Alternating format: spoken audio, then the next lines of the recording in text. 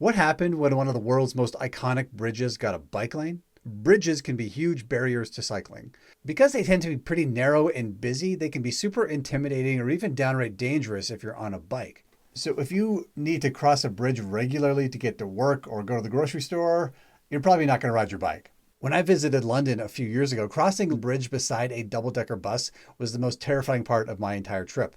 When I visited earlier this year, a bike lane made it so easy, and most of the bridges across the Thames now have some kind of bike accommodation. Paris has gone even farther. Most of the famous bridges across the River Seine now have a bike lane, and some of the bridges are actually mostly turned over to bikes now. In Vancouver, the Burrard Bridge had a bike lane installed years and years ago, but it was quickly removed because people feared traffic gridlock would ensue. A permanent lane was eventually installed, and now it is one of the most popular bike routes in North America, and that traffic gridlock just did not manifest itself the way people feared. So what about the famous Brooklyn Bridge in New York?